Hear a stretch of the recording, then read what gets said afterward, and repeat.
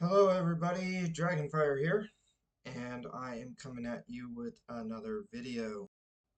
Okay, this is I guess the third video in my series reviewing kaiju or monster-verse movies, whatever you want to call them. Um, I did a video first. I was reviewing the modern monster-verse kind of shared universe movies. The first four that came out, which were Godzilla, Kong Skull Island, Godzilla King of the Monsters, um, and Godzilla vs. King Kong. And um, I reviewed those four movies. I still have yet to see the newest movie that has come out in the MonsterVerse with Godzilla X King Kong. New Empire, I believe, is the name of the newest movie that's come out. I have not seen that movie yet, but then I did a second video where I went back and I reviewed the original MonsterVerse, kind of, if you will, because I watched the first two King Kong movies, the original ones. I'm talking 1933 with King Kong and Son of Kong. And I also watched the original Japanese Godzilla movies from the 1950s, which the two that came out in Japan, the original Godzilla and its sequel, Godzilla Raids Again. I watched both the original Japanese versions of those movies, and I also watched their American counterparts. You can see my other videos for that. I watched the American re-release of the original Godzilla in a very edited version with new scenes added in and changed all up for American audiences. And that movie originally called just Godzilla in Japan, or the Japanese language equivalent of Godzilla. We say Godzilla in English, but it's pronounced slightly different. It's Jigara or something like that in Japanese. But anyway, I watched the original Japanese version and I watched the American version called Godzilla King of the Monsters, um, which was followed by, the American version of Godzilla Raids Again, which is basically the same as the Japanese version. It has like 2 or 3 minutes cut out. But other than that, is I think a pretty identical to the Japanese version, just overdubbed with English. Okay. Um, it's not drastically different like the original Japanese Godzilla versus the American debut of Godzilla, which was Godzilla King of the Monsters. But anyway, all four of those, Japanese and American versions of those two movies came out in the 1950s. Then I followed it up with the third movie from each franchise, which was Godzilla versus King Kong. Um, and I have all those movies on DVD or Blu-ray and/or Blu-ray. But I was in a Walmart and I came across this one, and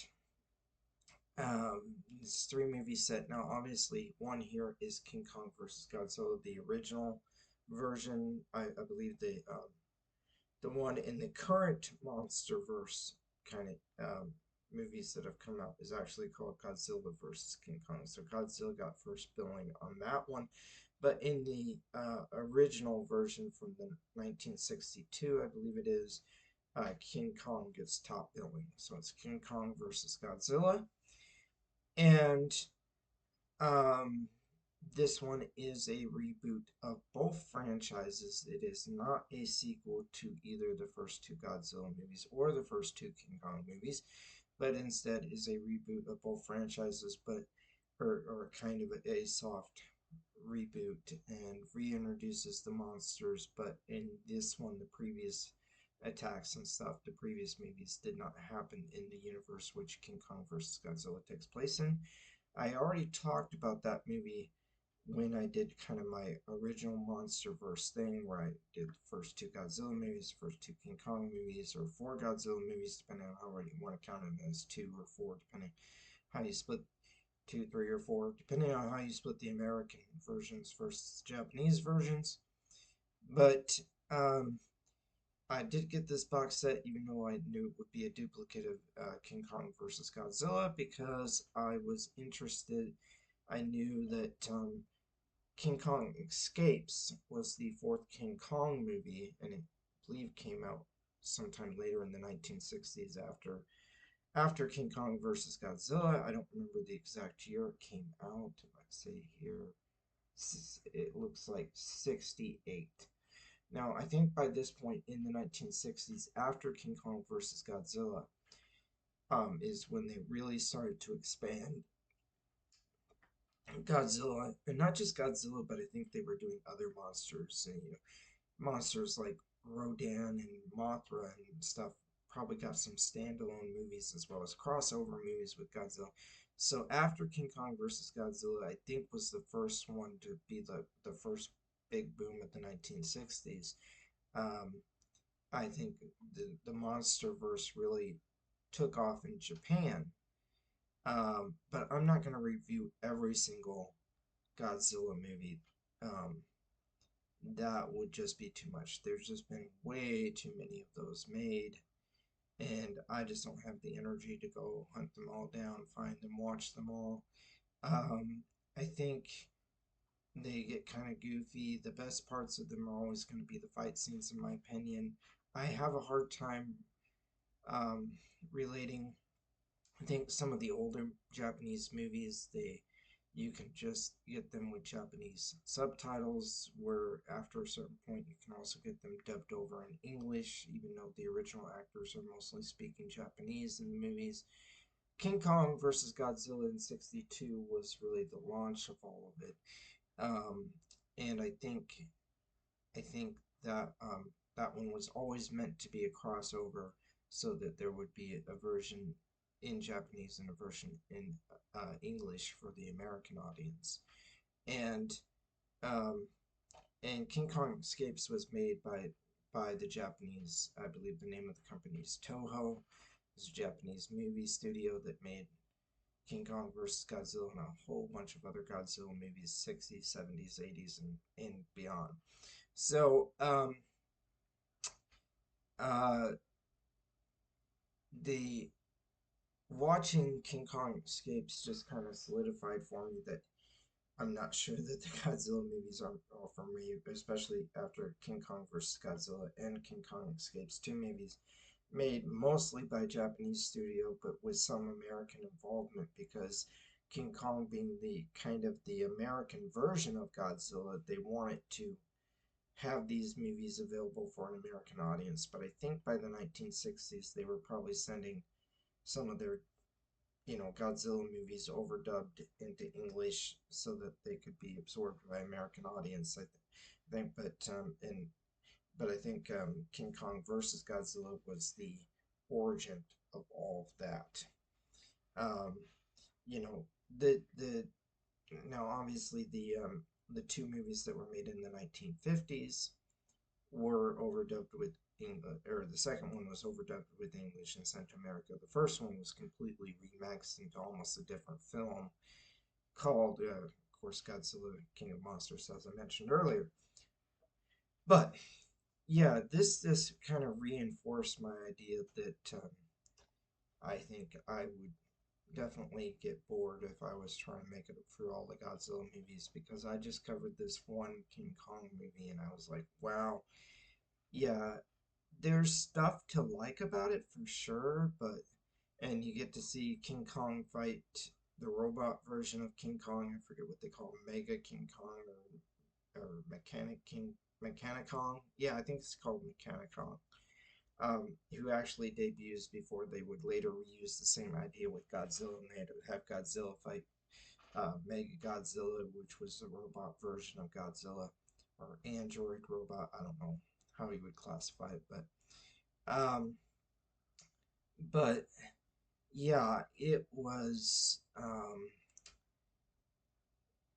Yeah, I just don't really feel like the Japanese movies translate well for me. I think the most enjoyable of the Japanese movie was probably the first um Godzilla, because that one focuses on storytelling so much, and there's so many interesting themes explored in that movie that even when I'm watching it in Japanese with English subtitles, I still found it interesting, and I even thought that the American version was interesting as well when I watched it. So it caught my attention. But other than that, I just don't think I'm that into Japanese cinema, even when they try to overdub it with English for Americans, especially probably from that time period. Um, but this one also came with this one, and when I first looked at it, I thought that this was, oh, is that a copy of the original 1933 King Kong? It is not. It is actually the 2005 remake, so it is Peter Jackson's King Kong. Um, so this kind of annoyed me, and I wasn't even sure if I was going to do this video because I was like, oh man, uh, they just, I'm not sure. I'd want to watch the one because they had one come out in the 70s and one in the 80s, none in the 90s for King Kong. And then this one came out in 2005. And um, so the 70s one, 76 one, I believe it is 76, is a remake of the 1933 classic. And then the 86 one, 10 years later, is a sequel to the 76 one, even though it came out 10 years later with no movies in between. No King Kong movies in between. Japanese movies were still being made in Japan. They've been made decade after decade, and many of them have been imported to the United States because Godzilla is the big crossover import for Japanese movies for sure. But uh, this, I thought, well, if I cover the King Kong series and I do King Kong Escapes, I want to cover those two movies in between King Kong Escapes and the night or 2005 remake, 2005 remake. But I just decided, oh, what the heck? I'm just gonna watch the movie. I had no idea what I was getting myself in for. This movie is good. I won't say it's bad, but man, is it long. I had no idea until I was into the movie, and I was into the movie, and I kept waiting for the climax. And I realized that it was pretty much a straight remake of the 1933 movie. And I was like, oh man, there's still so much to go. I'm like watching into it, I'm getting tired.